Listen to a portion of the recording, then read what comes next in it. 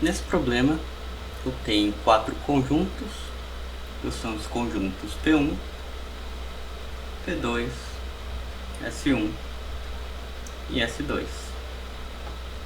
E eu tenho 3 hipóteses, vou chamar elas de H1, H2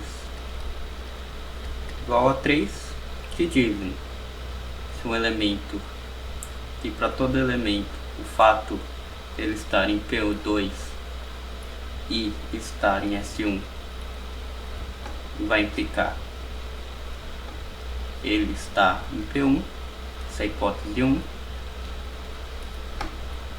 Fato dele estar em P1 e ele estar em S2, eu vou ter que o x vai estar em P2, hipótese 2, e a hipótese 3, ele diz que se o x pertence a S1 e o x pertence a S2, eu vou ter que o x ele vai pertencer a P1, a pelo menos entre entre os conjuntos P1 e P2, e a tese é de que a partir dessas 3 informações eu consigo obter que o fato do x pertencer a S1 e o x pertencer a S2, que no caso é a mesmo antecedente da hipótese 3, eu vou ter que o x vai pertencer não ao conjunto P1 ou P2 somente, mas vai valer ao conjunto P1 e P2. Nesse exercício pode ser que haja, mas é difícil obter uma estratégia direta de resolução. Mais uma estratégia que a gente pode utilizar de maneira eficiente é a estratégia de resolver o problema por absurdo. Então, nesse caso, eu tenho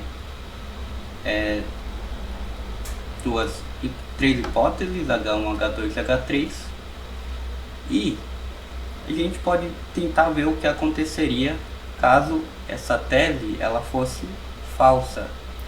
Se no caso de eu ter H1, H2 e H3 e a tese dando alguma contradição, a estratégia de resolver problemas do absurdo vai dizer então que H1, H2 e H3 elas implicam na minha tese. Uma forma de fazer isso então pensando agora já visualmente, eu quero então, pela hipótese 3, se eu tenho um elemento que ele pertence à interseção de S1 e S2, então ele vai pertencer obrigatoriamente ao conjunto união de P1 e P2.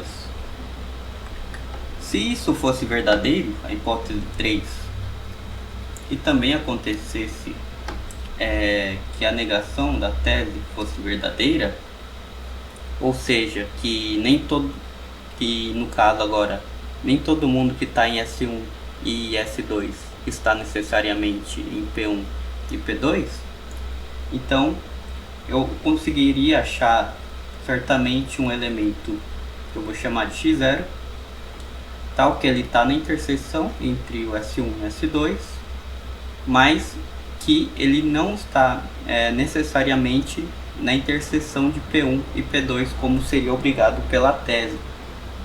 Ou seja, o x0 ou ele está nessa região P1 menos P2,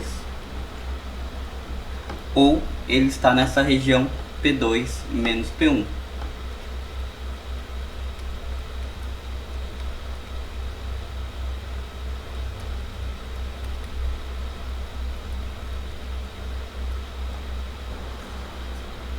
Então tem um S1, P2, S1 e S2. Vamos assumir então que x0 ele pertença a P1 menos P2. Então eu já sei que o x0 ele pertence à interseção, ele é o número que está na interseção de S1 e S2. No caso eu supus esse primeiro caso, que é dele pertencer a P1 menos P2. Só que se ele está em P1 menos P2, ele estando em S2, pela segunda hipótese, aliás, ele está em P1 e de fato ele está em S2, e por essa segunda hipótese eu vou ter que ele pertence a P2. Mas isso é um absurdo, pois ele vai ter que pertencer a P1 menos P2 e vai ter que pertencer a P2. Só que a interseção de P1 e P1 menos P2, aliás, e P2 é uma interseção vazia, e disso eu tenho um absurdo. E o segundo caso também, ele é o caso em que o x0 ele pertence ao P2 menos P1.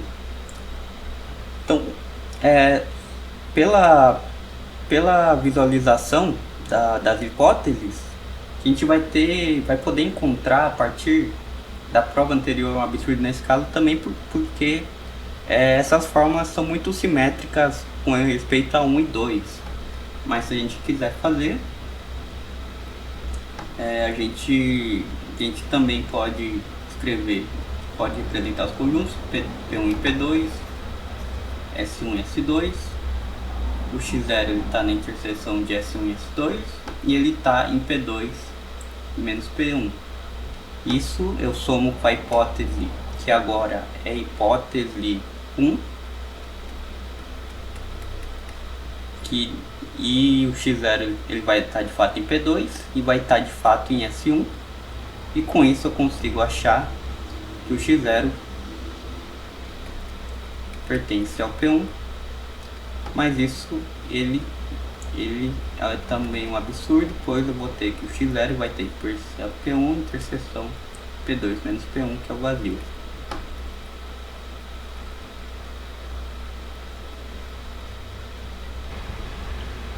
Então, revisando o problema, eu tinha